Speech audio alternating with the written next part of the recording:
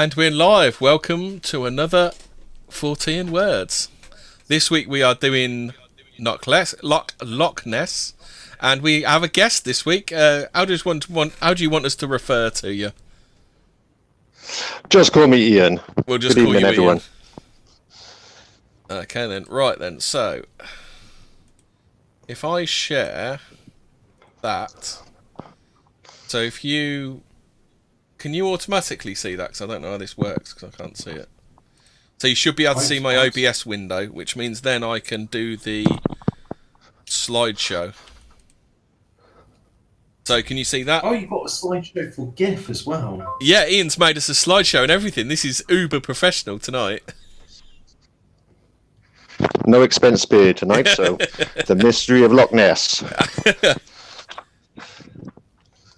Go on then, far away, Ian. Where do you want to start? Just let me know when you. Okay, there was just a bit of background. So so Loch Ness, the largest freshwater body, freshwater in the UK.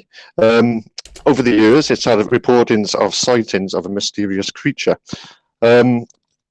Today, Loch Ness generates tourism of 25 million a year. 85% of the visitors say they are there because of the monster. Let's move to the next slide. Yep. And there, when it comes up, and there is the loch itself, a beautiful place. So let's just move on to the next slide, if we could. So we've got this one. Okay then. So the first sighting of the monster happened in 565 AD by St. Columba. A monster appeared in the water, attacking a swimmer. St. Columba was there at the time, and he banished the monster. So that's what the story, how the story goes. Obviously, this was a long time ago, and he was a saint, and saints tended to meet monsters wherever they go. So there's a little bit of doubt in that story. And also, it was in the River Ness, not Loch Ness. So there we go. There's a nice illustration of the monster attacking the swimmer. So the early sightings of the monster, pre-1933, which is when the whole thing took off, there weren't many reports, but there was a report in 1802 of an Alexander MacDonald's reported sighting a large stubby-legged animal surfacing from the loch and propelling itself 50 yards to the shore where MacDonald stood. There was further sightings later in that decade of a similar object, nothing specific, nothing with a long neck, just an object in the water, which no one could explain. But you get that from most lakes if you look into the history of them. The modern monster started really, if we could, in 1933. So when there was a report of a motorist who was driving along the side of the loch, and he almost hit the monster. So the monster was described as having a large body, 4 flippers, and a long neck. There were various sightings of humps in the water, but there was nothing too spectacular. So let's move on to this photo here, which is the first photo of the monster. As you can see, very indistinct.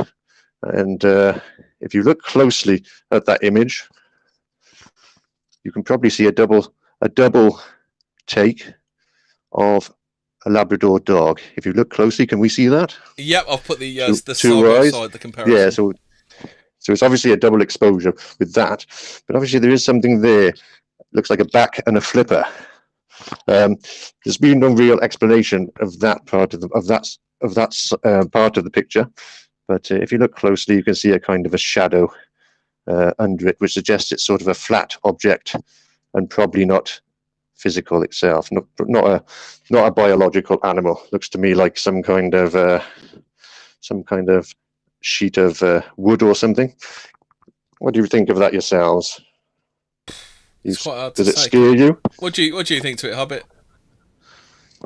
Well, I mean, I look at this, and because the way the dog is with a stick in its mouth, it gives you more of a frame of reference. Because I've seen that image before.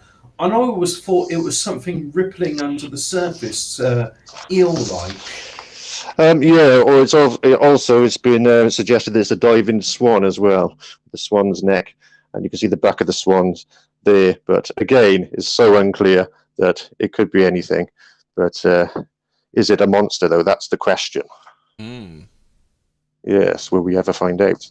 I did get curious prior to it. Apparently, the depth of Loch Ness has been plumbed to 240 metres, and it is the largest body of fresh water in the British Isles.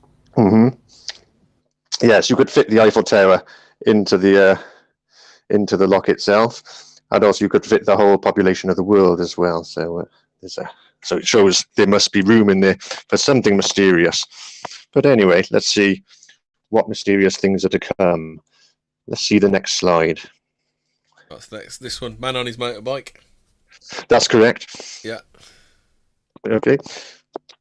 So this was a chap called Arthur Grant who was riding his motorbike alongside the loch, and he claimed to almost have hit the creature. Is the slide up to date there? Yeah, I've got the motorbike and the spotty. It's still there, is it?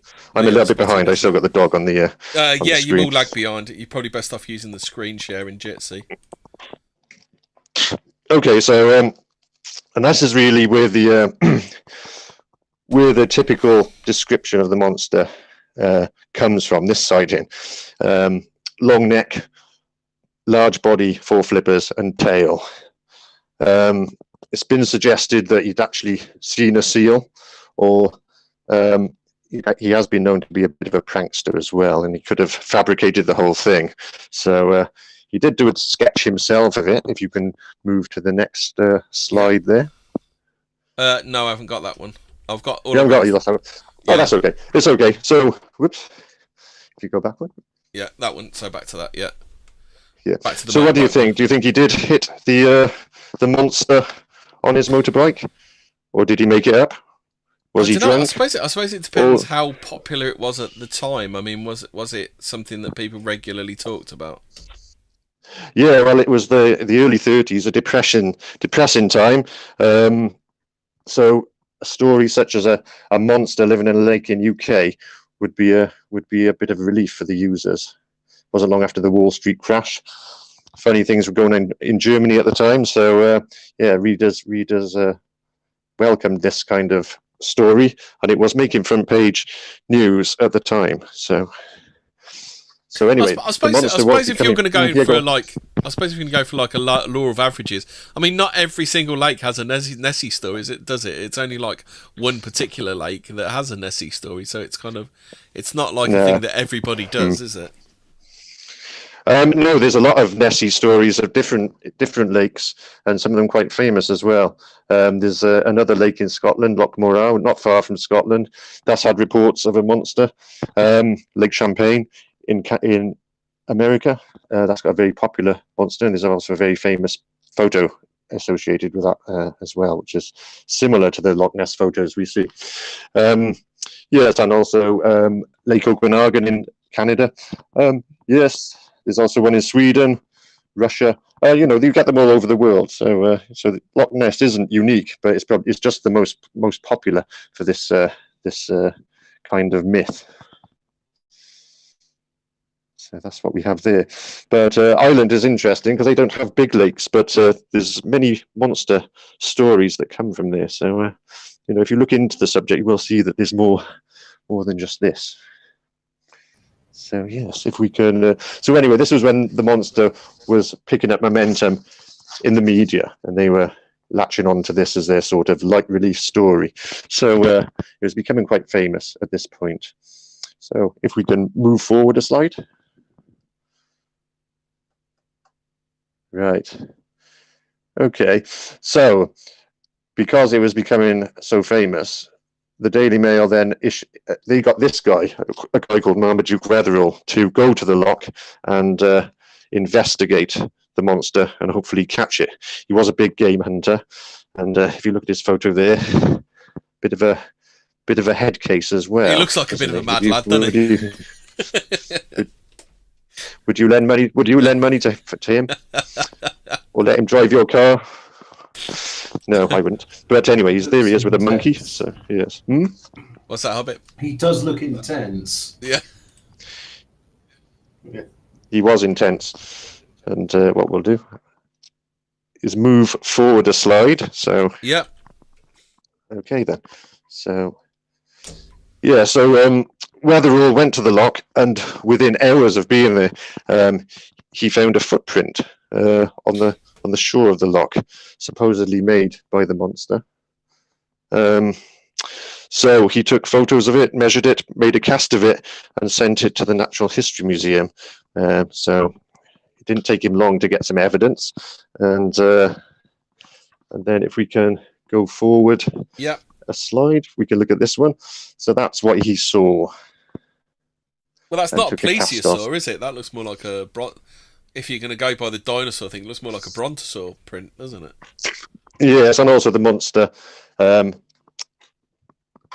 monster has flippers, according to description, rather than feet, so it wouldn't walk on land in that way with a sort of a... What do you got? 4 toes. It's a, it's an animal with legs, according to that, rather than flippers. But so what happened was the Natural History Museum, they then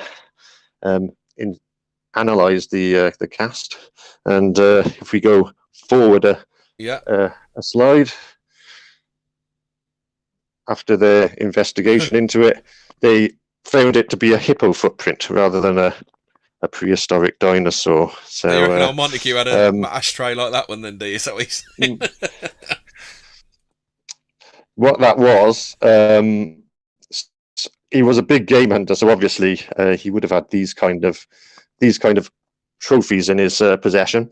And in the 90s, someone actually investigated Weatherall, and they found his family, this generation of his family, and this ashtray was in their possession.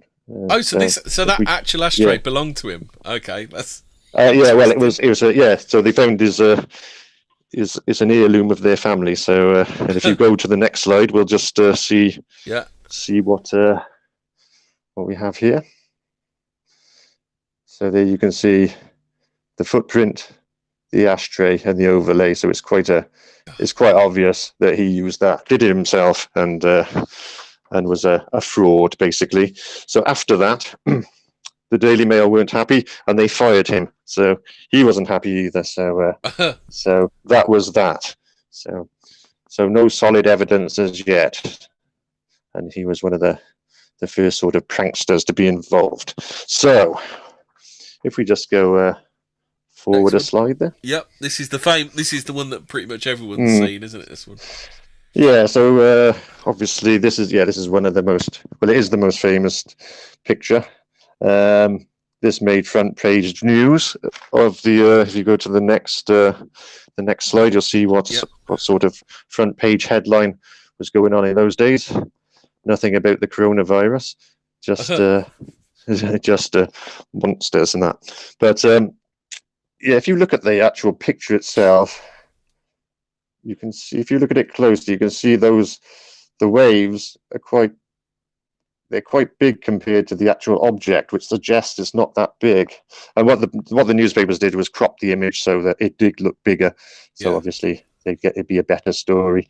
If you go forward a slide. Yeah.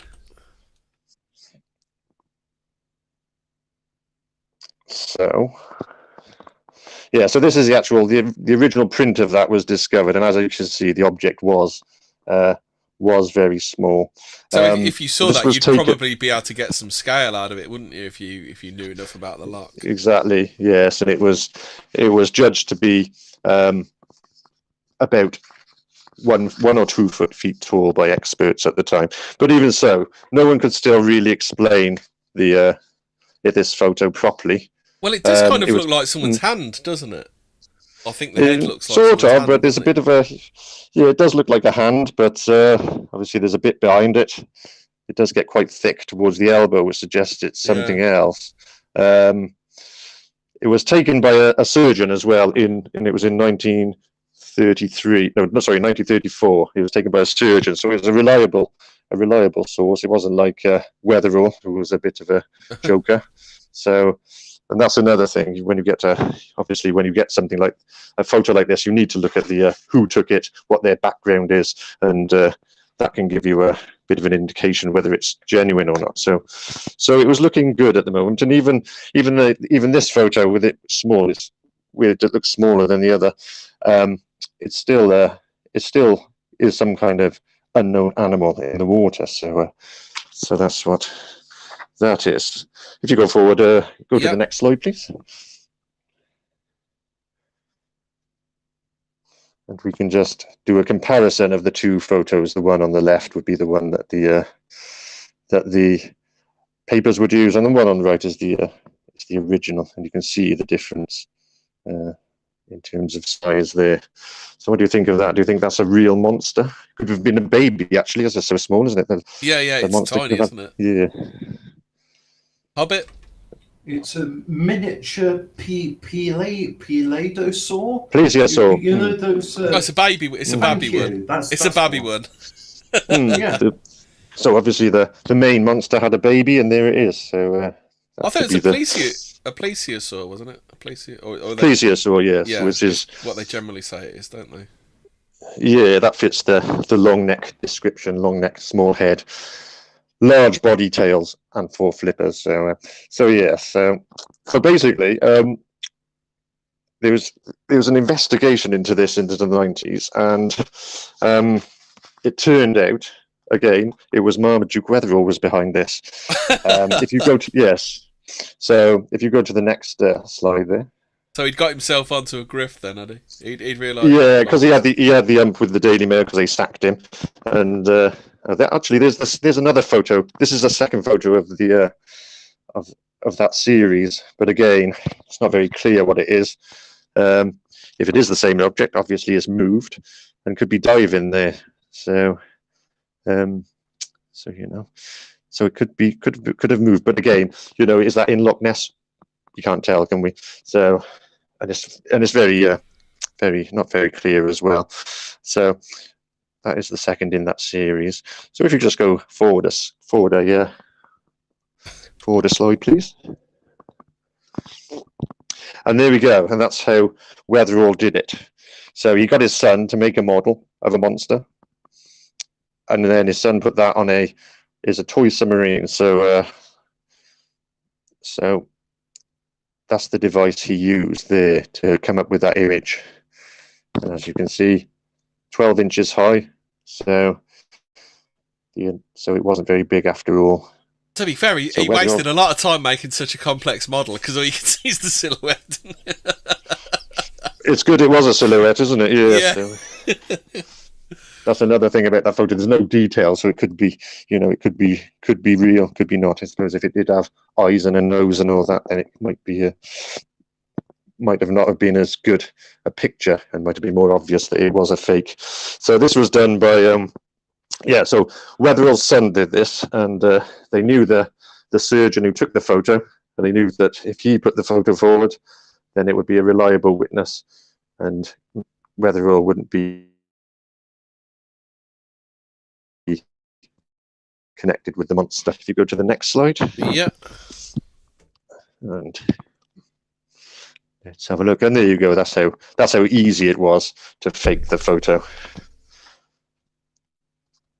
Experts has been suspected it was a fake. All you need is the sun in the right place, and you wouldn't even notice, would you?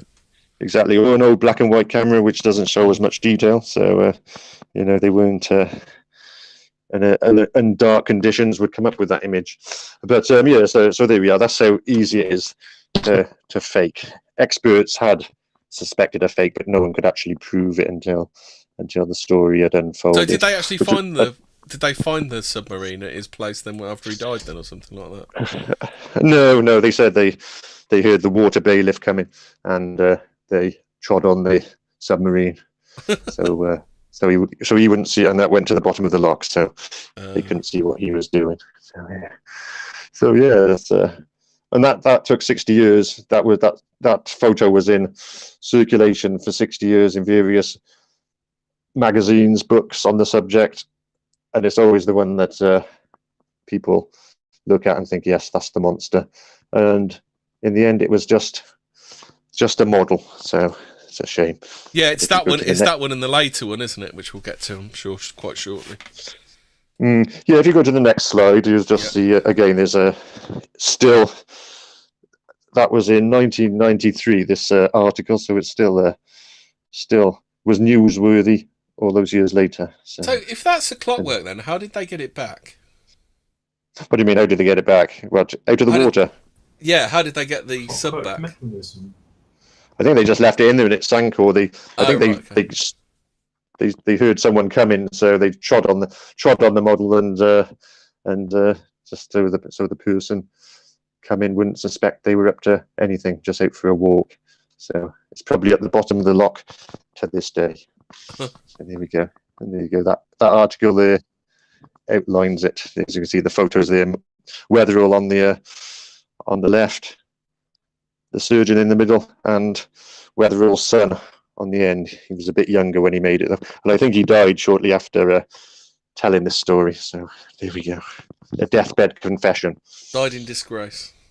Yes. So there we are. Yeah, that's a nice story, but a shame it wasn't the monster in the end. Anyway, let's go to the next photo there. Let's see what we got.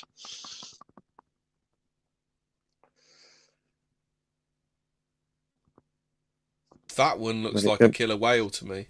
It could be anything, could it? It could be taken anywhere. Yeah. And it could be anything. There's a hell of a lot of noise on that, isn't there? But I think if I was to say what animal is that, I think I'd have to say killer whale, probably. Yes, it's definitely a fin of some kind. Yeah. I think it's supposed to be the neck. That I think that's what it was reported as. But it absolutely the way that you can kind of see a little bit of where the light's hitting it, can't you? You can see enough there to see that that's just a fin, can't you? And there's no head on the top of it. It's just a blunt neck, and a kind of looks like some water disturbance next to it. This one isn't that well known, this photo, but it was taken not long after the famous photo. So if we just move on a slide there. Let's see. We're on to the next one. So this is the comparison with what's that? Is that a porpoise? Is it? Yes, or a dolphin. And if you look at it, that does look very similar. And if you look at the overlay in the bottom, then that's probably what it is. So, and probably not even taken in Loch Ness. I don't think you get dolphins in Loch Ness anyway. But if there's no shoreline, it's fresh water, isn't it? So I think you only get. I think you do get freshwater dolphins and sharks. Is it in the Amazon? I think that's probably the only. But that's absolutely massive, isn't it? So. Mm-hmm. Yeah. So again, there we are. That's that one explained, and so still no obvious evidence for the monster as yet. So. But there's been over 1,000 recorded sightings of the monster over the years, so some of them must be real, surely. So, so let's move on to the next one. Let's have a quick look and see what. Yep. So this is the 3 humps. 3 humps. Wow. Or it could be 3 monsters swimming in a line. But they're not moving very fast. As you can see, there's no wake behind it, so they're obviously stationary objects. And this was taken quite close to the shore as well. So, but this is one of the famous photos as well. Very sort of atmospheric, isn't it? And if that is a monster, that's going to be that could probably kill you, couldn't it? So is there a story for this one? Is there? Or... There is. This was taken by a guy called Lachlan Stewart, and it was taken in 1951. So there was a bit of a gap in the photos there. If you look, if that previous one, we saw the dolphin one, that was taken in 1934. There were reports of the monster between 1934 and 51, but no photos. So, yeah, this was the first one that came up for almost 20 years. So, anyway, so this guy, Lachlan Stewart, he photographed this and said it was the monster. He did say he saw the head as well, but at the moment he took the photo, he said the head was underwater. So, what do you think? Do you think that's the monster there? Being so close to shore, I think it's quite likely that it could be another hoax, couldn't it? Yeah. Another wood or something. And what kind of monster has that on its back? Yeah, because that makes it seem more kind of eel-like or something, doesn't it? Or like a camel with 3 humps, perhaps. Yeah. Yeah. So anyway, with this, the site was investigated after this photo was taken. So the photographer gave the location and of the photo, which was so the area was investigated, and then three bales of hay covered in tarpaulin were is that what they were? discovered. Yeah, so they put it out in the lake, set it up like that, take a photo, and there you go. And he said, Lachlan Stewart, who took the photo, he said that he was with a friend of his, and his friend's surname was Hay as well. So maybe he was playing a little game there. So telling people how he did it indirectly. So that's what we got there. But even so, it's a good photo, isn't it? And if there wasn't an explanation behind it, what could it be? We know now, but then Is it could be anything. Are you ready for the next? Next. Let's go. Yeah, let's go. Let's go to the next one. So in 1934, 1954, sonar so they searched for the monster using sonar, as we can see here. The crew of the sonar boat, they noticed a large object keeping pace with the vessel at a depth of 146 meters.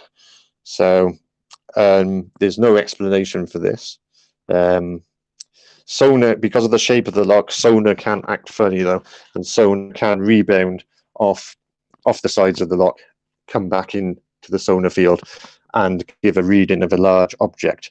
But it could have been the monster. No one can really explain the sonar readings, so there could have been something down there at that time, but we shall never know. So, but that was the obvious way to look for the monster, was to look underwater rather than these dodgy photos which kept cropping up. So that gave the hunt confidence. So yeah, so that's the way forward. Sonar readings. Let's just go to the next photo. Another photo there. Next one is another picture. Just gonna look at that. So there we go. This was taken by a bank manager. So obviously, again, another reliable witness. Someone of his profession wouldn't want to claim to see monsters, would they? The way to get ridiculed around the boardroom. Yeah. So what a nice photo though. Very gothic, isn't it? With the castle and that's a very good one. Because then you could probably, I mean, if you were quite mathematically inclined, you could probably work out how big that was. Yes, obviously the two objects there together would be about as tall as the castle. Yes, and it is the weird thing that the rocks to the left, that looks like a head, doesn't it? The rocks to the right, sorry. Yeah, smoking a cigarette. Yeah, with a. It looks like he's fat and he's been to the shop and he's stolen things and put them down his jumper below. Sweets and that. But anyway, so this is it could be two monsters. It could be the mother and the baby. Or it should just be one big monster. Or it could be your snake-like Nessie again, because yes. Although I think the standard explanation is that he's a plesiosaur, isn't it? But a lot of these they make out like he's a snake or an eel, like a very very large eel, don't they? Yes, with the swimming with the hoops above the water. So yeah, it's like that, and then the head at the start on top of the neck. That's more sea serpent type description though. The Loch Ness description would be more of a plesiosaur type creature. So with a body, large body and long neck, which is the general description of the monster. So yeah, this is obviously it's an impressive photo. The actual monster itself tends to be darker than the rest of the photo if you look at so and that may suggest of maybe a bit of tampering by the photographer. Let's just go to the next next slide there. We'll see what came out and has been noticed. So there we go. There's two photos of it, which have appeared in both been published. So if you take two photos like that, then the monster should have moved, shouldn't it? But in the two photos, the monster is the same, even though the photo is obviously different. And this suggests that the photographer had tampered with the photo. He'd photographed it. He'd got a photo of Loch Ness. Maybe there was a boat or something traveling with a wake. He sort of overlaid a monster onto that, and took a photo. But he took two photos, and he accidentally gave them both to the press and the publishers there. So, which is a shame, because I think this is the best photo, because they're so. Because not only do you see the monster, you've got the just the atmosphere around the photo there, isn't it? It also looks big. It looks big enough in the scale to be right for Nessie, doesn't it? Yes, and it would be a fair size if it was real there. So, and also the photographer, a guy called Peter McNabb, he said he was driving with his son. He had his son with him when he was driving around the loch. The car broke down, and his son had his head under the bonnet, and that's when the monster appeared. He took a photo, but then when his son arose from the front of the car, the monster had gone. So that's a bit sounds a bit unusual, doesn't it? So a bit suspect. Plus these two photos as well. Yeah. Plus of course, it's very impressive. So they're usually fakes when photos are this good, unless they're real. Of course, it could be the monster. And one day we might find out, but so far we haven't. So if we move on to the next one, let's have a look at this one. What we got next? Let's have a look. So there we are.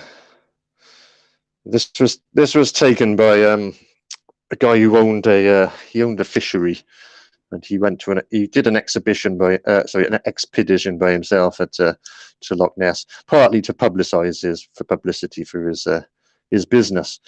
And he said he saw a disturbance on the loch, and he took two photos, one of which is this. And then he said after he took the photos, he moved over to where the object was, and he found a stick. So, but when he got the photo developed, he didn't realize it was so big, and it doesn't look like a stick, does it? It looks like the back of something. So he said it might have been the monster after all, and it just happened to be a stick floating by. But again, it's an old grainy photo, and not much detail, just a disturbance in the loch. Perhaps to the right of it, if you go over to the right, there is another disturbance there, which could be, so we could be looking at the back of the creature, and then if you move to the right, just where there's something poking above the water. Oh yeah, there's a black bobble, isn't there? Just as right, yeah. Yes, which could suggest that the back is in the middle, then the neck goes underneath, and he's just poking his head above the water. But again, there's not enough detail in this photo to get anything from. Could be a floating log, a big log perhaps. It's vegetation mats, something along those lines. But this is one which hasn't been explained. So there we go. That's that one there. Let's move on to the next photo there. Right, this was a chap called Tim Dinsdale, who was from Reading, where I'm from, and he went on his own mission to the loch to look for the monster. He was an aeronautical engineer, so he had a good job, good money, and had a nice house in Reading. But he went there himself, and he had a bit of an obsession with the monster. So he spent a week looking for it, and on his last day, he did manage to film something in the loch. So if you go forward, yep. Let's see. Right. And that's what he filmed. If you can see, there's about 3/4 of the way across the photo. There's a black dot showing a wake. Not very clear, but he said he looked through binoculars and he saw the back of an animal which started to move across the loch. So he started filming with his Bolex camera, which was one of those wind-up ones, not like what we have today. So he filmed that. If we move over to the next slide, we'll see it in a bit more detail.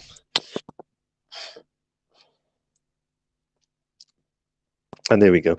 The object there, you can see the object bringing up a wash there. So obviously there's not much detail there, just what he said. You have to go by what he said, and he just said he saw the back of an enormous animal, which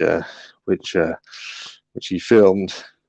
And if it is an animal, then it could be the monster, because there's no other animal of that size which moves in that way on the loch. And if you go forward another shot, and we can look even closer at the object. Just go forward a slide and we'll see. Oh, sorry, hold on. Yeah. Oh. Yep. Wow. And there we go. A bit blurry, isn't it? That's so. What do you think that could be? Doesn't give much detail, does it? Anything at all. A blob. But if it's not a boat, then it could only be a live animal, which would probably be the monster in this case. So anyway, this rekindled really the interest in the monster, this film. And if you watch the film itself, it does look quite good. You can definitely see an object moving on the loch, which doesn't look like a boat. So, and after that, Dinsdale's life changed and he became a full-time monster and giving up his job as an aeronautical engineer and spending his time on the loch.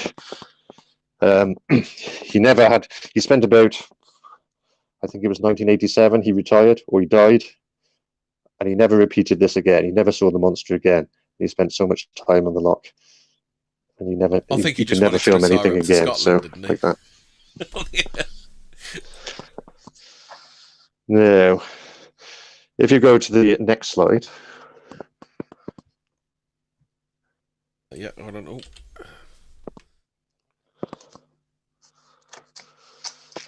Right, so if you look a bit closer at this, this is the film with the contrast turned up. This is, if you look at it, you can see an object with that arrow is pointing. And these shots are different sequences. So that was actually moving. And what that pointed to was a boat. And there was a helmsman in the back of the boat. And as you can see, there is a little discrepancy where that arrow is pointing. The sort of equipment he was using, it was old, it wasn't like we have today. The conditions weren't good. He was maybe filming into the sun, so a lot of detail of objects would be missing through glare, etc. So what he probably filmed was a boat, but at the time many thought it was the monster. And as a result of this film, if we just move on a step. Yep. Next one. Yeah, put the next one on. So that's him. Is that him, is it? That's him there. That's Dinsdale with his, and there's a picture that what he thought the monster looked like. So there we go. It's got and that's a plesiosaur type creature. It seems like a composite of all of the photos ever made, doesn't it? Because you got the back with the 3 humps, haven't you? Yes, the long neck, and that's how he made it. He wasn't a biologist. He was just fascinated with the monster to the point that he devoted his life to it. And yes, he was a bit of a dreamer, but he was dedicated, and that's how he spent his life. So because he believed. But yeah, so an interesting character. So that's what his film was anyway. In the end, it's most definitely a boat. So, but he had a career out of it. So anyway, let's move on to the next picture. Next picture we have.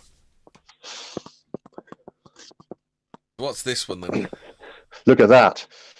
Now, if that isn't a monster, then I don't know what is. Big back. Look at this. So he's got a big back. There's a neck at the beginning. Don't know where the head is though. So I think the head's yeah, off to this the was right, isn't it? Mhm. I think it looks like there's the back out of the water, the rest is underwater, and then that's the head, is it? Yeah, that would be the neck there. I don't Yeah. think they put a neck here. So this was taken by Peter O'Connor in 1961. But yes, obviously, it's you wonder what that is. It's quite close. He said when he took it, he actually got in the water and got Yeah, I was close going to to it to say from take the it. perspective, he'd have to be in the water, wouldn't he? But that means this is close to shore, then, doesn't it? Yeah, but if that was a monster, would you get in the water with that? So Exactly. Well, the if other it was thing is live, that there can't be that much under the water if he's that close to shore, can there? maybe the monster was coming into shore for some reason. Yeah. To eat some plants or something. Yes. So, but Hobbit, interestingly, you've a been a year bit quiet. before. Do you want to add some Hobbit? Oh yeah, sorry. I was going to say, maybe, these people that take the photographs know, it's a herbivore, therefore I'll be safe. And then I just thought cows can be quite dangerous. So, But then again, perhaps aren't hippos herbivores? No, they are meat eaters, aren't they? Hippos? Hippos. I I don't think so. They- No, they've only got blunt teeth, haven't they? They've got sharp teeth. Oh yeah. I think they do just. They're still pretty dangerous though for a herbivore, aren't they? If they sit on you, yeah. So most of the animal maulings in Africa are by hippos, and I think there's quite a few people that get attacked by cows. and pigs as well. They've been known to kill. Yeah, that makes isn't more there a sense. thing where kind of people have fallen over in the sty and then been eaten?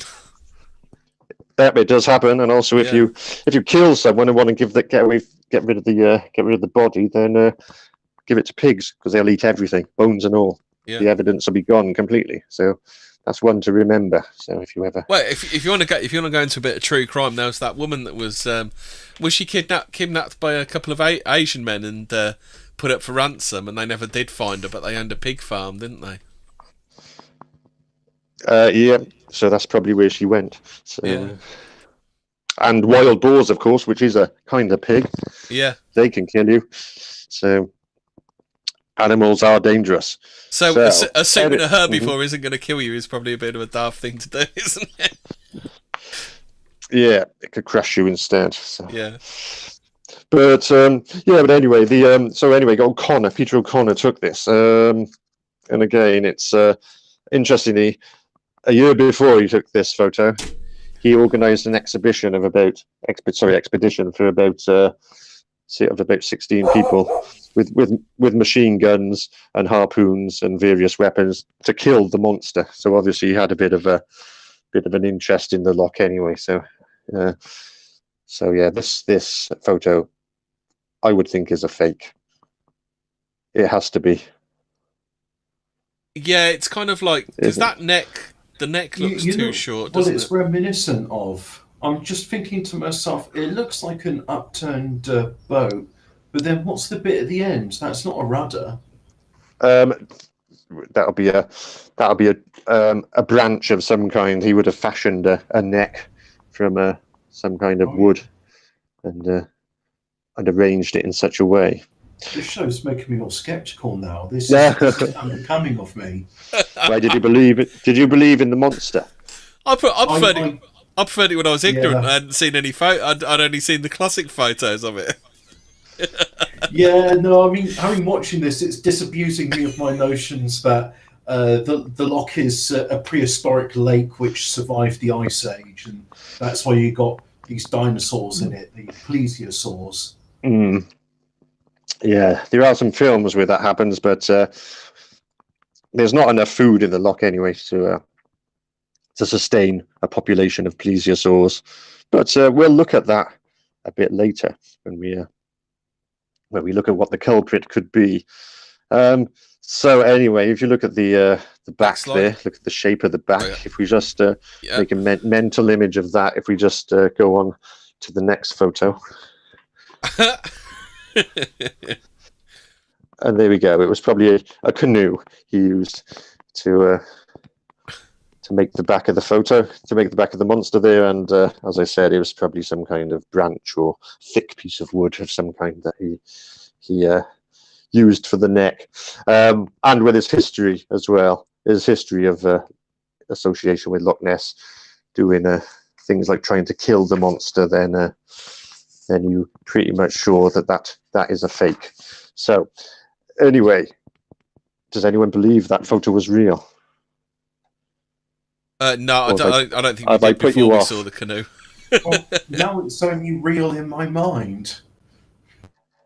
I'm sorry to spoil the illusion, but it still could be real. These may be fakes, but that doesn't mean that the monster isn't real. So let's see. All right, if we go to the next photo there. Yeah. So, all right, on the back of the Dinsdale film, as we looked at just now, because so many people thought that was real, a proper investigation was set up at Loch Ness, called the Loch Ness investigation, manned by volunteers and using some quite high-spec photographic and filming equipment there. So that went on. If we go to the next photo there. The next photo we have. Yep. There's some of the members of the Bureau, and that is Dinsdale at the back, because he was involved in setting it up after his film and was a dedicated member. And so they carried out an investigation for 10 years, and if anything, the lack of evidence that they found disproved the monster more than proved it. They did get some evidence. If you look at the next photo there. Yeah. That's a ship. Yeah. So that's probably their best piece of evidence. This is from a film. When the film does look similar to the Dinsdale film. If you look at the line, you've got the ship in the foreground, but that line above it, that was a wake that was travelling across the loch, sort of starting and stopping as if there's a creature under the water, maybe looking for fish, travelling along a bit, stopping, seeing if they're trying to catch some fish again, something like that. The object was doing. So, and again, that doesn't look too impressive anyway, does it? And if that's the best they can come up with in 10 years, then they failed. But some years later, the person who took this film, he was at Loch Ness and he saw it again. He did the same thing in the water, and as he got closer to the disturbance, he noticed it was some birds. A group of birds traveling across the water, just stopping on top of the water, flying on a bit, and that's what he saw, and that explained his original sighting. So that was a bit disappointing, but the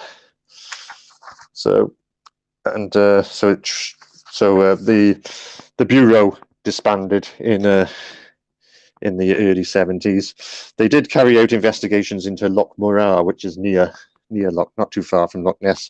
That had similar reports of a monster, but the water there was a lot clearer than Loch Ness. Loch Ness has a lot of peaty water, so you can't really see too far down to see any object which might be quite far down. Whereas Loch Morar has clear water, so they carried out investigations there because it would be much easier to see a creature under the water. But once again, they didn't find anything. So that's what happened at Loch Morar. But there are reports of a monster from there, and there is an interesting one of when they actually attacked a boat, and the occupants had a very good view of the monster, could give a good description, and they also said they hit it with an oar because if it came any closer, it would have capsized their boat. But you can believe that or not. Or maybe they're mistaken. Maybe it was a big seal. We don't know, but we'll see. Let's move on to the next phase.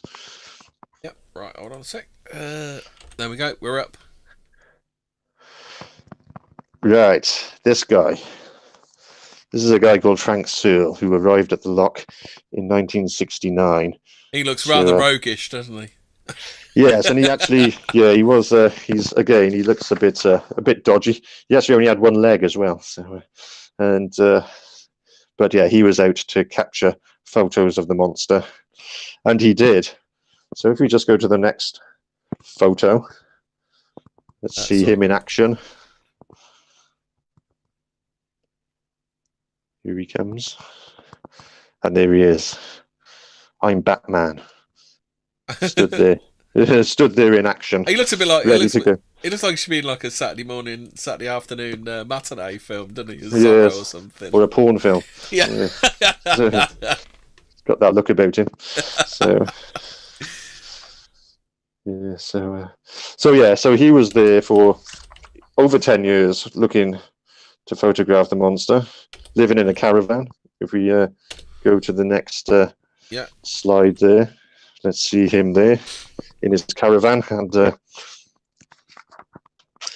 and just behind his caravan, he's got his little museum there. It wasn't very good, but it was free to get in, so you can't complain. So that's where he lived for 10 years, and he got over 20 photos of the monster, and good photos as well. So if we just nip to the next slide there. Right, so next slide, we have Nessie's a little late this year. So that's a photo that he took, which was in the paper. He liked being in the paper, and no doubt they gave him some money for the photo. I was going to say, it looks very similar to that first one, didn't he? The one that looks like a dog. Yeah, obviously this is something. It looks to be a bit. That photo on there there's two humps and something sticking out on the end. It's probably that looks a more tree trunk, eel-like, doesn't it? Because that looks flat, doesn't it? It doesn't look like a wide hump, does it?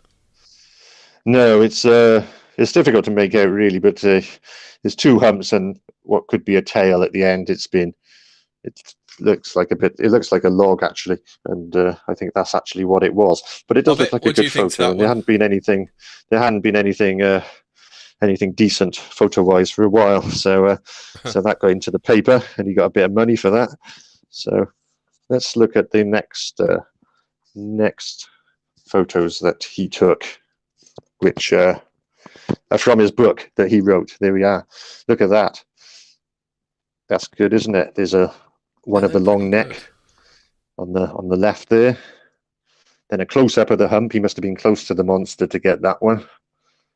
And then you got another one there with the monster's hump and the long neck looking round. So that is some impressive photos he took there. He wrote this book and published it as well, so probably got a few quid for that. And and I've read that book. It's good. It's a good book. It's completely ridiculous, but it's a good read. So. It is. Is Sir Peter Scott later? Because I know about Sir Peter Scott. Oh, I didn't. There's so much. We can discuss him. Yeah, we can discuss that. I didn't put anything in. It was the. Is it the Latin name? There's an anagram for it, isn't there? There is. I won't try to say it, but it's one of those names. It's where Nessie. It's Nessie Tiras from Bopteryx, which is actually an anagram of Monster Hoax by Sir Peter S. There is that, but there's also there's another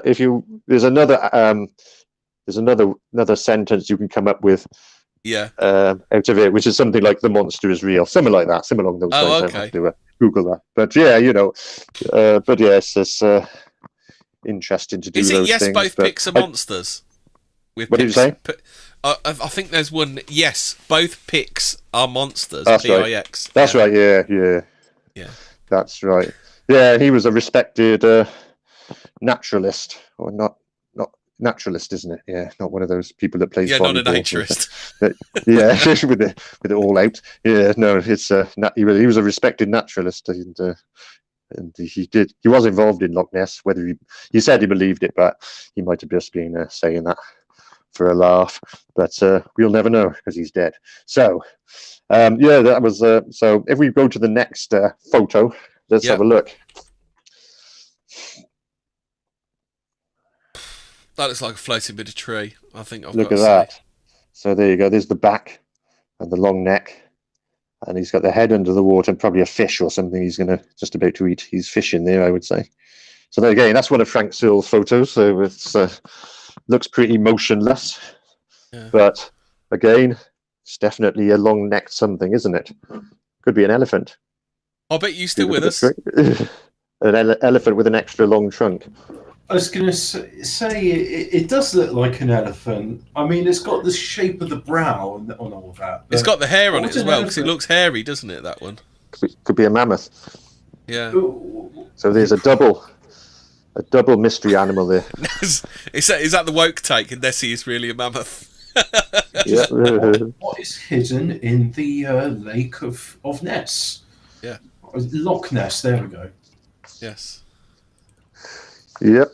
Loch Ness. Right, our favourite place.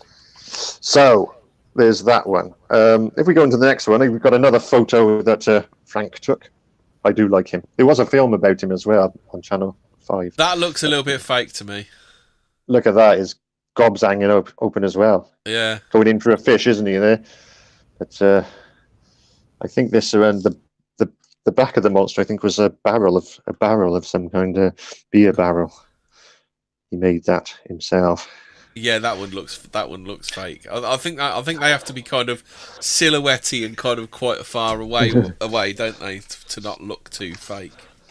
There's no ripple, I'd expect, because I've seen otters and such darting on the water surface, and I'm not seeing that. No, this is just something. This is obviously something he's made himself. I think the back hump is a beer barrel. I think that was the explanation of that, and he pushed that out and took a photo of it. If it isn't a fake, if it's not a fake, that's real, isn't it? That could be that is definite proof of the monster. But obviously, it is a fake. Let's have a look at. Oh, let's look at the next photo. This is a good one. Oh, look at that. That's the monster's tail as it's diving. Yeah. So who took this one? Is this one of Searles again? Is it? Yeah, this is the subject we're covering at the moment, because he did produce quite a lot of photos. But yeah, there's the monster's tail going under. So that again, there's no perspective, is there? No, there's not much detail in the photo, but it is quite clear. You can see a texture on it. But again, looking at the person that took it, yeah, he probably was a fake. They're clapping. Everyone's clapping. Oh, it's yeah, oh my God! Someone in my street's doing the NHS thing. Oh my God! Yeah, they're doing it here as well. It's oh dear. That scares the cats. My cats came running in when it was going on next week. But it's just set the dog off anyway. It's for a good cause. Let's leave them to it. Yeah. Oh, beeping horn. It's all going off there my way. Yeah. So anyway, that's one of his. Let's just go on to the next photo. We're still on the subject of Searle, and we'll see his next photo. There you go. Look at that one. So there's the monster's back and the neck and the head, looking around, seeing what's about on the loch today. And there you go, in some nice choppy water for it. So let's just go on to the next photo once we've studied that one. If we've got a mental image of that, let's look at that. Yeah, That's I was going to say that does look brontosaur, doesn't it? What does a plesiosaur head look like? Does that look more kind of pointy, does it? Or is it more... Yeah, similar to that. Yeah. It's very similar to that, except got flippers instead of legs, I suppose. But also, if you look at the tail as well, and you look at that photo we just saw of the tail diving, very similar. So this postcard you could buy in shops in Scotland at the time.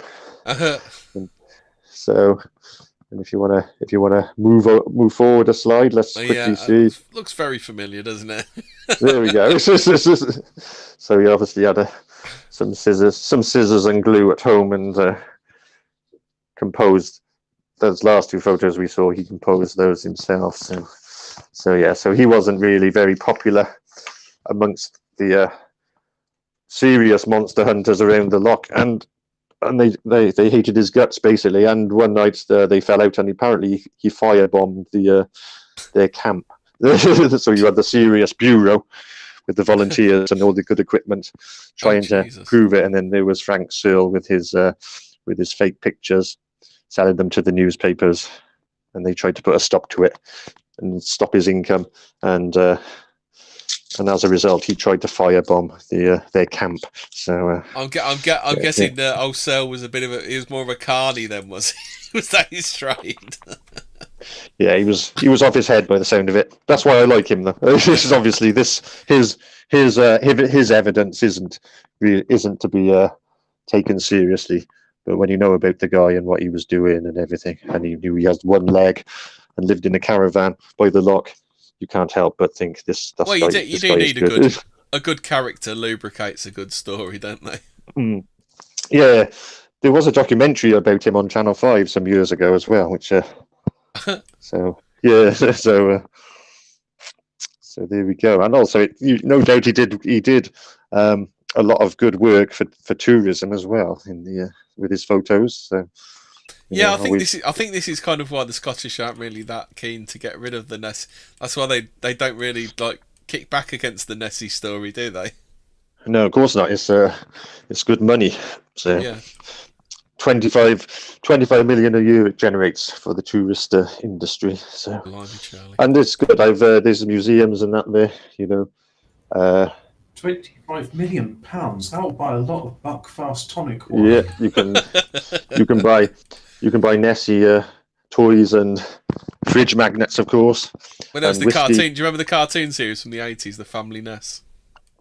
Yeah, I do remember that. Yeah. I didn't like it though. I prefer the Scooby Doo. The Scooby Doo meets the Loch Ness Monster. That's a good one, but no, I didn't like that. I haven't seen that one. And you had Loch Ness with Ted Danson. Ted a Danson movie from the. So there's been quite a lot of films as well with. Wasn't there a Doctor Who episode? Yeah, I was going to say, wasn't there a Doctor Who episode about the Loch Ness Monster? Yeah, but wasn't the Master Control in it? Is that the one I'm thinking of? It's a Tom Baker one from years ago. Yeah. So it's obviously in pop culture, the monster, and that's what it's become because of all this stuff.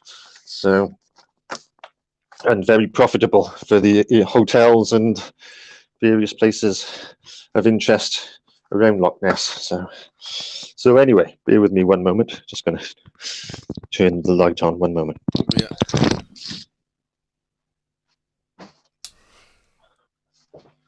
So then, Hobbit, is this? I was going to.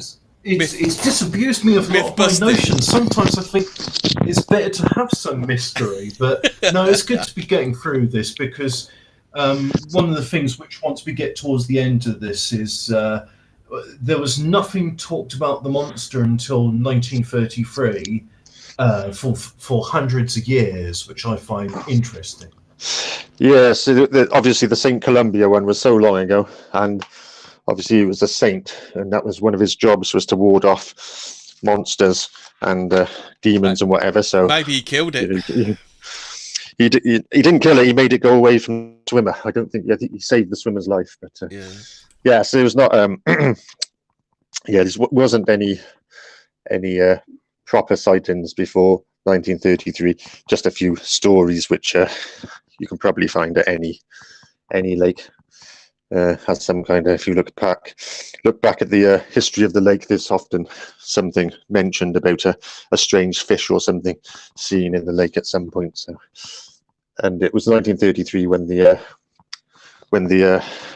sightings exploded and it started to become famous. Be with me one moment. No problem. Yeah, I mean, I'm looking at that spine there. It's almost exactly the same, including the contemplative look on the creature's face as it turns its long, sinuous neck around. Yeah. Just opening my window. Bear with me. It's hot tonight. Right, good. I've had the doors and windows opened, and it still are, and it's 22 degrees in one. Oh, we're not allowed to go out, so when we are allowed to go out, it'll start raining. So anyway, back to the topic. If we move on to the next slide. This is I know this picture, the fin underwater picture, isn't it? Yeah, this was so in the early.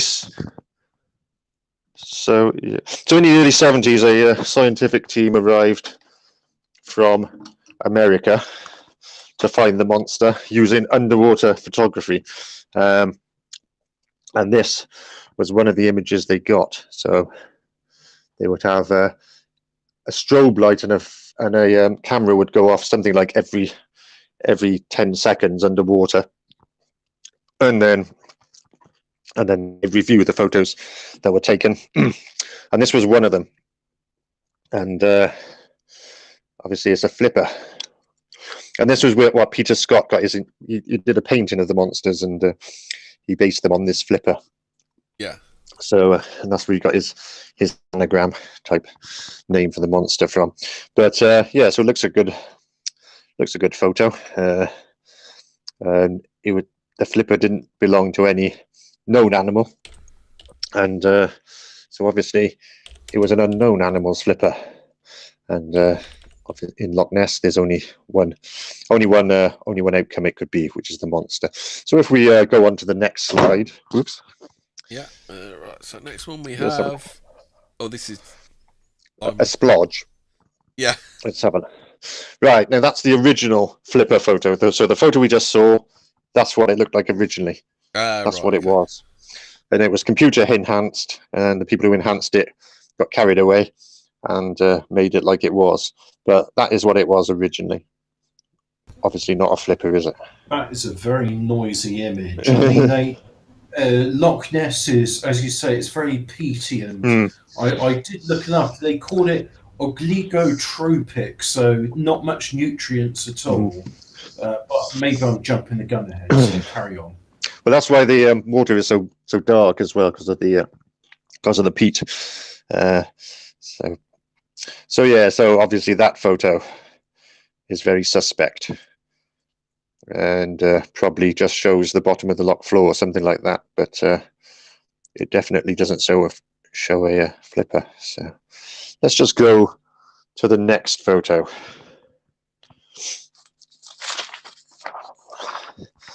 And this is another underwater photo taken by the same team. So if you look at that, you can make out a large body, a long neck, 3 flippers.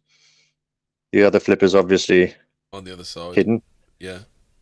There seems to be a gap though between the end of the neck and the head. Yeah. So I don't know what's gone on there. But even so, that image does represent the typical image of the monster if you look at it long enough. But you got no scale on it though, have you? You can't. How big is that? You don't know, do you? Exactly. Well, yes, I do. It's about 50 centimeters long because it was analysed, and that's what it was. And again, it's probably just a picture. Yeah, it's probably just a picture of the bottom of the lock again, which just happens to look a bit like the monster. But it was about 50 centimeters long, that image. So it's not the giant dinosaur that we thought it was. So again, and these images were put forward to scientific bodies saying, yes, there is a monster there. Look, here's the evidence, but it wasn't really very good evidence in the end. So yeah. So can you see a monster in that? Yes. It looks a bit like that. If you look at it upside down, it looks a bit like the devil with two horns, and. Can't really see much of anything. I mean, you can say that the red blob is a body, and then they got a neck. And I just realised my cursor is not Helly's cursor, so I can't move it around the screen to illustrate the point. But I don't know. I mean, I'm going to have a look at what the audience says.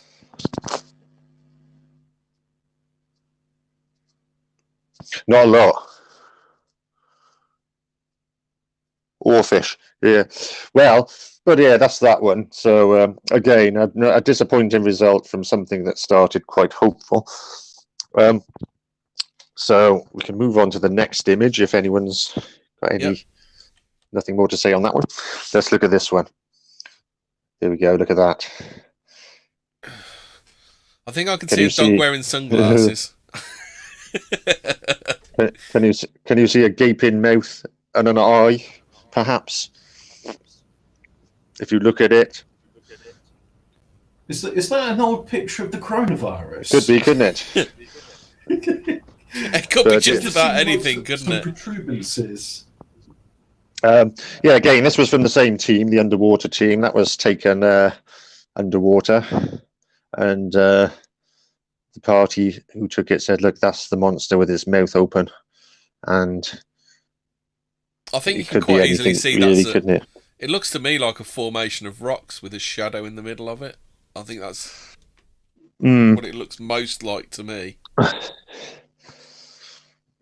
Yes, I think this where your mouse is. If you move it down slightly, that's supposed to be an open mouth there, and then if you go up slightly and then to the left, I think is that an eye, maybe, So and then a saying that's horn. the eye. Maybe a horn above it. The monster has been Yes. reported to have horns. Well, this or- this to me that looks like a rock formation. That kind of looks like a shadow in the middle of it. Could be anything, couldn't it? Yeah, absolutely So, anything. so if we just go forward to the next slide, let's see what it actually was.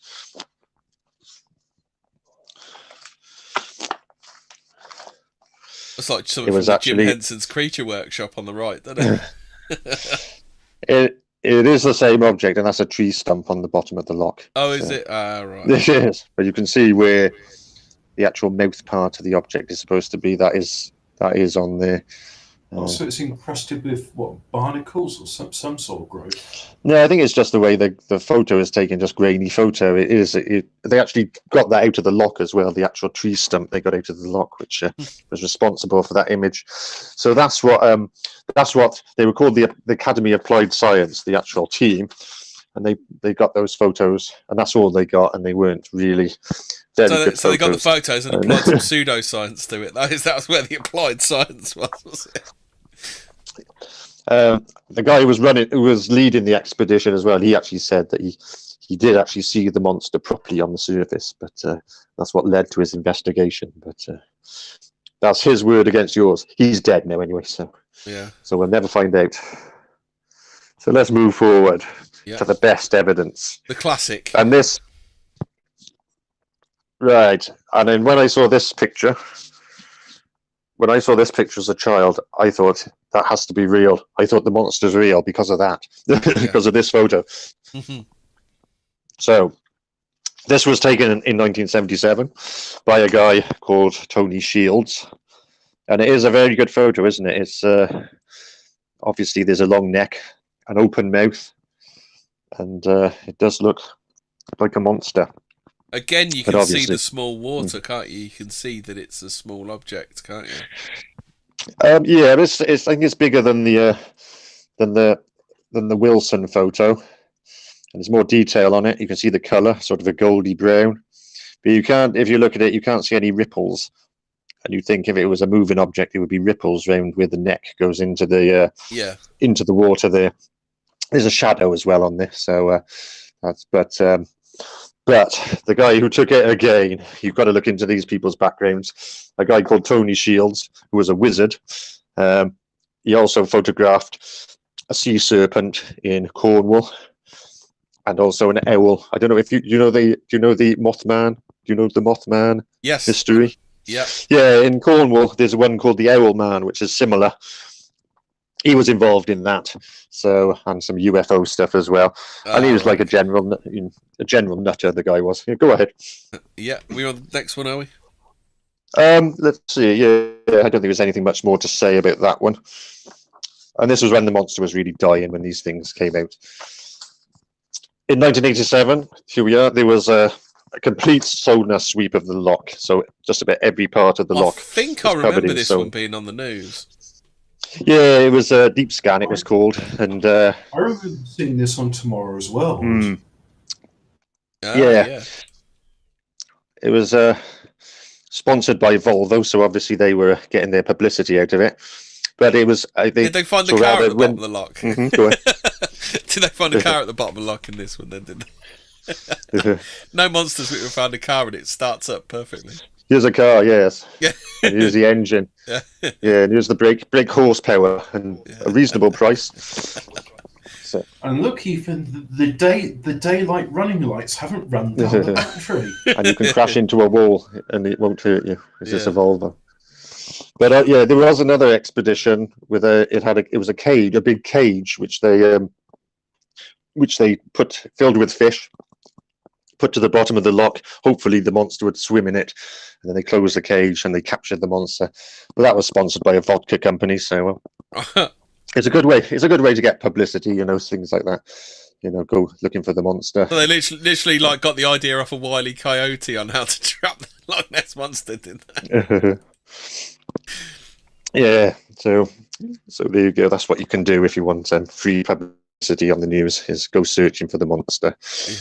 But this one, though, rather than previous sonar expeditions, which are just one boat with one sonar ray, which obviously wouldn't cover the whole loch, this was boats side by side with right across the loch, forming a large sonar curtain, which covered basically all the loch. So if there was something in the loch, then they would have found it. Though it was disappointing, the results were. There were 3 contacts, which were bigger than a seal and smaller than a whale, towards the bottom of the loch. So they made these 3 contacts, and then when they came back the next day doing a sweep again, they were gone. So they'd actually moved, but they've never been explained. And these days they just generally put it down to maybe vegetation floating on the bottom of the loch. So though they did have a little bit of success on this, it was generally disappointing. But Volvo got plenty of publicity out of it, so they were happy. So yeah, there we go. So that's that. Let's just move on to the next one. So as camera equipment's got more complicated and complex, the photos of the monster have disappeared. So this here was a film taken in 2007 by a guy called Gordon Holmes, and it's probably the best film. You can see it in YouTube, and it's basically that shadow and the wake traveling across the loch. So. And it does look good. There's no definite explanation for what it is. It's been put down perhaps to a seal swimming underwater, but a seal would be more likely to surface at some point. It's also been put down to a wind tunnel.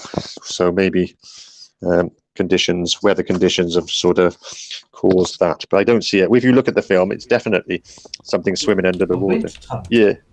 A wind tunnel on the it's obviously there's sort of it's a valley, it is the lake, and is mountainous so you get like a current on the surface from the way the wind gets formed in the valley. Yeah, something along those lines. I'm not too well up on what exactly on how it exactly happens, but it does happen on the loch. And there are disturbances which are caused by this, but this film, it just seems to be definitely something swimming under the surface. But anyway, so that's obviously there's been over 1,000 sightings, and there's been a lot more evidence than we've looked at today. But what we looked at today was the main evidence, the most clear sightings and photos. So if we just look at the explanations of what the monster could be. So the plesiosaur is the animal that matches the descriptions, as we can see there. So that's a plesiosaur there, with the long neck, small head, the flippers and the tail. We can look at another plesiosaur here. If you go to the next slide. With the swirly head. The head pointing backwards. No, this one. What the plesiosaur is doing in there and in the pictures, with the neck is looking out of the water, like the famous one, and also that colour one. Plesiosaurs couldn't do that with their necks. They couldn't put their necks vertical, so they could only put it horizontal, and so that really rules them out as a explanation for those photos, because that's something they couldn't do. Obviously, it's a reptile, and the water in Loch Ness is very cold, so they're unlikely to survive in such cold waters, along with the fish population as well in the loch. I think one of the other explanations is they got gradually cut off, therefore they kind of adapted to the loch environment. Is one of the explanations for it. Yeah, but also there was the ice age, and the loch did freeze over as well. So they would have had to go somewhere else wait for that to thaw out. So yeah, I suppose it's possible, but unlikely. And also the food source in the loch isn't enough to support a family of. What is in the loch? Is it pretty much just like water and silt? Because that's all. No one ever mentions the wildlife that's actually in the loch, do they? They do have fish in there, salmon, eels, and that kind of thing, but not enough. Not enough in there. It's not very, habitable for creatures. It's been reported that sturgeon, the big fish, go in there sometimes, and they are really big. If you're familiar with that breed of fish, and also it looks prehistoric as well. So a sturgeon could explain some of the sightings. It's a fair size. It's got kind of reptilian skin, a long snout. And, do they surface? Do they? I don't know anything about sturgeon. I suppose they would. That's one of the theories that's been put forward. So if they didn't come close to the surface, I suppose in shallow water they'd touch the surface, and maybe a bit of the body would pop out as well. But that's just a theory. Okay, let's just look at just a few other explanations. Seals and otters. So, an otter. Otters playing in the loch would cause a big disturbance, which from a distance would be. We'll stay on this slide for the moment.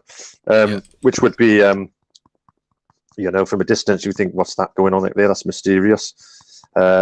Seals have been known to come into the loch, and if you look at a big seal, that would look similar to a monster, wouldn't it? They got flippers, they got a tail, kind of a long neck on them. So, well, a lot of these sightings could have been out of the corner of your eye kind of sightings. So the seal surfaces, goes back down. You've seen the disturbance in the corner of your eye, and then you kind of make up a story about the monster. Well, but the thing is, if you see a disturbance out of the corner of your eye in Loch Ness, you're going to look at it directly, aren't you? You're not going to.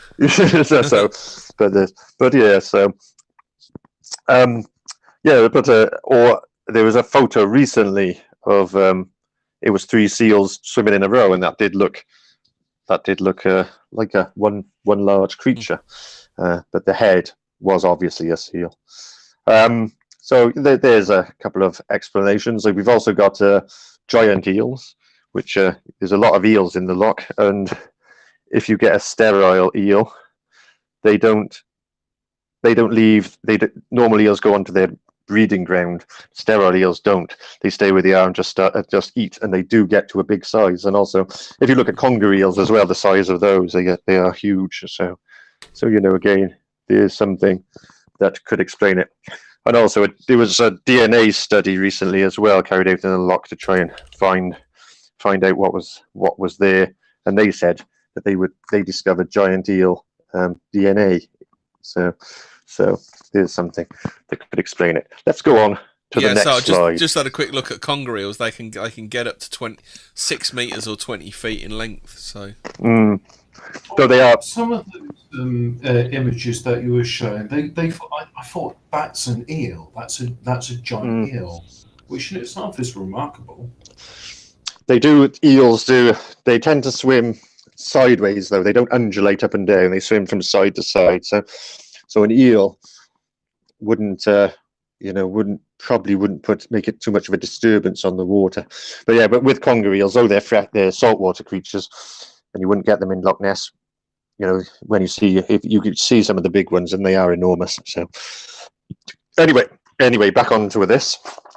The image we have here is from King Kong, the film that came out in 1933, a few weeks before the Loch Ness sightings started happening. So that's interesting, isn't it? So and there's a creature like that in the film. And it's likely that people had watched the film, and that's the image they saw. They liked the idea of a modern-day prehistoric playground, and maybe if you look at Loch Ness, it is a very primitive area. It looks, there's not a lot of humans around there. Not a lot of buildings. You've got mountains. You've got this big lake, and it is a mysterious-looking place, and it would fit something like this. But if you look at that, that's no doubt that has influenced some of the sightings, and especially that the early photo of the monster's head and neck out the water. No doubt the model that was made for that was based on this. So as you can see, there is an influence, a bit like ghosts. As we know ghosts today, it would be a transparent person, wouldn't it? That's what you think of when you see a ghost, isn't it? Is that right? Yeah, a transparent person walking through a wall. That's a ghost, isn't it? But people didn't see that kind of ghost before Charles Dickens wrote A Christmas Carol. So obviously, again, media and entertainment influences what people subconsciously see or want to see, really, and that's what they see there. So no doubt that had influenced it. But let's go on to the next slide and see. Yeah. Boat wakes and waves. So again, here, if you have a boat wake, the boat wake would clash together after a boat could travel down the loch. It's a wide loch, and it leaves a wake like that. The boat disappears, but the waves are still hanging around and crashing into each other, and they can form solid-looking objects. And I've got that in the next photo as well, probably better demonstrated if you want to put the next one up. That's actually a boat wake, and it looks like a hump in the middle of the loch there, which could be mistaken. Yeah, because you only need the light to be right, don't you? And that's how you get your black artifacts on there, don't you? Yeah, see, that's what that is. So, but it does look like a solid object in the loch. It looks quite a bit like some of the other photos as well, doesn't it? Looks like that one with the castle, which was a fake. So there's another suggestion there. Let's just move on to the last explanation. Let's see what we've got. Move on to the last slide. Yeah, I'm not buying there's an elephant living in that. Well, you'll be surprised, and I will tell you why. Because go on then. In the sort of the first half of the 20th century, travelling circuses were common in the UK, travelling from town to town, and the circus owners did, when they were passing Loch Ness, they did let their elephants swim in there, because they'd. And obviously, if you see something like that from a distance, then you're thinking, "Wow, look at that! There's also private zoos, wasn't there? Because the laws changed, didn't they? And they literally just tipped them out. That's one of the explanations for alien big cat sightings, isn't it? Yeah. And it could be the case, isn't it? It was in the 60s. It was in the 60s where they stopped people having tigers, etc., for their pets, because you can see photos from that period where people are just walking down a busy street with a tiger on a lead. So, it is real. And then they brought in the law, and people. The only thing people could do was let their cats out into the wild, and it is feasible that it's not a dinosaur, is it? It's an animal we know exists. It's just not as exciting as a dinosaur, is it? A cat is easily explained, but no one's proved there's big cats out there. But there's been lots of sightings and lots of damaged sheep, etc., that look like they have been attacked by a cat. But anyway, that's what this photo illustrates. You've got the long neck there, and elephants used to swim in Loch Ness. So no doubt that could explain some of the early sightings. So there we go. That's roughly it. I've got a little comedy slide for the end, if you want to put that one up. All right, let's have a look then. What's this one? I spotted this in work this morning. The bog mess monster. So yes, it was a hideous sight in the in work. I saw that this morning. So you've doxed the toilet at my yeah, work. it's disgusting. Is that the toilet the vegan uses, Hobbit? Yeah, they don't believe in tidying up after themselves, and they seem to. Well, let's not get into grisly details about They it. seem to have something. They seem to have a dislike for the toilet for some reason and want to damage it as much as possible. But anyway, so The idea of just putting bog roll in the designated holders is an alien concept to them. oh yeah, they don't know what that's about to know this anyway. But anyway, so there we go. That's our analysis of the Loch Ness monster. So do we think it's real or do we not? Yeah, that's it. You've destroyed my faith in the Loch Ness monster.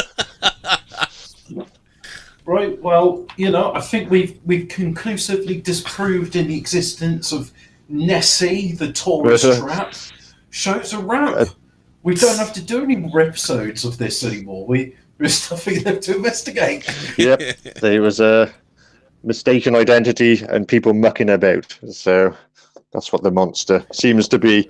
There's been so much research as well and so little results that, unless it's a ghost, of course, it could be a ghost of a dinosaur, couldn't it? Yeah. It was swamp gas all along. Yeah, swamp gas as well. Swamp gas Vegetable over maps. Venus. Mind you, with a peat, you would actually have swamp gas, although I don't think you'd be able to photograph the effects of that. There is that is an explanation where there would be tree trunks and floating in the under the loch, and it gets gassed up or something like that, and then Well, they all found of a a sudden tree it trunk shoots at the to- bottom, so it is plausible, isn't it? It is, but that would be difficult to mistake that for a monster, I would think. But yeah, I don't know. What was that? What was that quote of Prince Philip's when he was up in Scotland? How'd you keep the natives off of the whiskey or something like that, wasn't it? Do you remember that one? It was probably something offensive. Yeah. I was just wondering whether Prince Philip was right, and it was just the natives on the local Scotch. Well, a lot of it probably is. One of the early expeditions in the 30s, when the monster became popular, they got some unemployed men to look for the monster, and if you got a photo, you got a bonus. So you can imagine how many photos they got. I bet they didn't find anything, did they? They got no photos whatsoever. No, they were a few photos when the bonus was when they knew the bonus was available. I think for me, like the Volvo one, when there was like all those boats literally going along in the line, and there's nowhere for the creature to hide. I think is kind of. Yeah, that kind of killed it, but I think it was dead already by then. There is people do say that they didn't catch the monster then because there's underground caves and the monster was in there, but but they're just people who want the monster to be real. So. But from what I've heard and seen, it seems to be really, really. It's quite. The bottom seems to be quite soft, doesn't it? Which means it would probably fill in any caves that would be down there, wouldn't it? Yes, but there's caves on the side, they say, so as well. So because it's very steep, the loch, it's not a gradual drop. You don't have to walk too far out into the loch to be in deep water. So the drop is quite steep, and they say the caves are on like the side of the loch where the monster can hide. Having said that, though, when a sonar boat comes over. So, having said that, I don't think I'd be swimming in Loch Ness. I think I would. People do swim in there, and I don't know. The water's probably it's not clear, but I don't think it's dirty water. It's fresh water, and people do swim in there and go windsurfing and skiing and whatever in this. So it's. Mind you, it would take you a while to swim from one side to the other because there was a lady, she did it in the 1960s. It took her, 36 hours or something to swim from one end to the other? I think it's 26 miles, about 26 miles long, something like that. Not that long ago, he had one of those old-fashioned divers suits, with the helmet and the lead boots and that, and he walked from one end of the loch to the other. Oh, he did the London Marathon as well, didn't he? I remember him. I I think he did the London Marathon in it as well. It's been about 3 days. And he didn't see anything. But there was a diver in the early 70s that he was there, and he said there was all of a sudden this big body went in front of him, and it was like you could see it was a texture, an animal texture, and he shat himself basically. And pooped himself. But he does talk about it. He's on some documentaries talking about the experience. So it might be real, but maybe he saw something else. Yeah, I'm sure. I mean, you get that thing, when you're on the beach and you see the thing, you see like, is it like the seaweed where it looks like a shark or something, doesn't it? Yeah, like Brody saw in Jaws 2. Yeah, and it turned out to be bluefish, and he pissed everyone off on the beach. Yeah. Yes. It's only bluefish. Yeah. I'm sure you can see kind of artifacts in the. Because as well, you'd be pretty spooked out diving in Loch Ness anyway, wouldn't you? Well, it's not very clear there, so there's no real reason, unless you're doing a scientific project or something. There's no point in going in there really. Yeah. There is because there's a plane. There are things in there like boats, and there's a plane in there as well, which was landed in there, got shot down and landed in there. So it would be an interesting place to dive if the water was clear, but it's not. So. There was in the 50s. There was a guy. He broke the world speed record for a boat on there, but he killed himself doing it. So. Is that Donald Campbell? Sorry. Was that Donald Campbell, or was it another one? Yeah, that's right. Yeah, and they say he hit the monster, and that's why he crashed. It was the monster that made him crash. So. Nessie doesn't approve of speeding. No. So yeah, it was some good stories, and also the Alistair Campbell. He was an occultist. You know of him? Cultist? A cult. Do you mean Alistair Crowley? I think you're. No, Campbell. I'll tell you what. Alistair Campbell was the water bailiff at Loch Ness. No, right. Alistair Crowley, wasn't it? Yeah. I thought that was a Freudian slip. I thought you were talking about Blair's former Minister of Tricks. Maybe I was. He was a bit of a dark magician, weren't he? I was actually. Yeah. It's Alex Campbell is the water bailiff. Alex Campbell. Yeah, and he claims to have seen the monster 18 times, close up as well. Blimey. Yeah. I invited him over for Turnock's tea cakes and Iron Brew.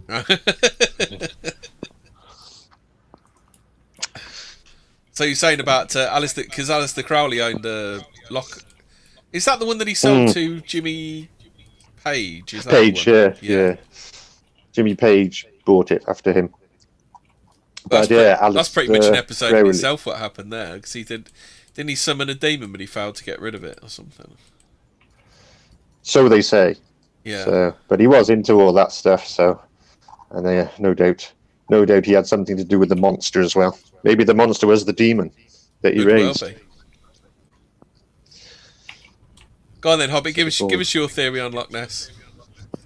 Well, like I said before, I believe that the loch was a portal to the Hollow Earth, and that there's many hidden entrances which these plesiosaurs or other prehistoric creatures emerge from. However, it's been plumbed for a depth of 240 meters, which doesn't sound too great, but as Ian pointed out, that's tall enough to completely submerge the Eiffel Tower, which is fairly large. And again, the volume is so vast that you could fit all 7 billion, well, a bit less than 7 billion people, because a lot of them in China are now ex-people. But you could fit 7 billion people in it.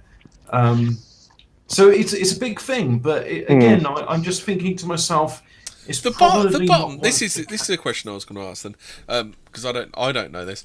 But the bottom, is the bottom the absolute rock bottom, or is the bottom where you start getting the first bits, the first more slightly solid bits of silt?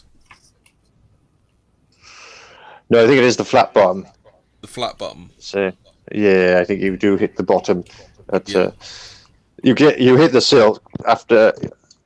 not about 10 meters, if not less than that. So Oh right, it really is that silty then, is it? yeah, it's really there's it doesn't take if you put a white plate in the water, then it doesn't take long for it to lose visibility, and that's part of the problem with the investigation. So that's kind of where the myth could have come from. Just kind of the mysteriousness of the lake, the fact that you can't see kind of that far into it. It would breed mysteries like that, wouldn't it? Yes, and just the general atmosphere around the loch. It is a very prehistoric looking place. I went there. I've only been there once, but I was in the autumn, and it was looked really good with a bit of fog around the place, and the autumn chill. You wouldn't be surprised to see a monster pop up in those conditions. So. But have you seen that program River Monsters, where the guy goes fishing? Jeremy Wade. Have you seen that? I haven't. I haven't watched that one. No. It's pretty good because he does go. He goes around the world, and he did go to Loch Ness to try and catch whatever it was which is causing these sightings. He didn't catch anything, but yeah, it is a good program. And oh, what is it like the Bigfoot programs, but about river monsters? Then is it? Yeah, but it's more about river monsters that exist, though. So he goes fishing there rather than looking to find a mythical beast. You'll try and explain it with the. He caught some like giant catfish, didn't he? A giant what? Sorry. It's like a giant catfish. It was supposed to be like a mythical catfish, and he actually caught one of these like massive catfish. I think I've seen one episode. Yeah, probably he's caught some big stuff on there, and catfish do get big. And again, that's one of the explanations of what the monster could be. There's a guy who, in the early 90s, he gave his life up, as they do, and went and lived in it's an old mobile library by the side of Loch Ness, and he's still there now. And he's, after all his investigation and watching of the loch, he says it's probably a catfish. So. Maybe next time he returns to Scotland, he can land himself a big fat Nicholas Sturgeon. That would be good. Right, are we done? Are we done then, people? Any more? No, I'm just the spirit of inquiry has been satisfied with these.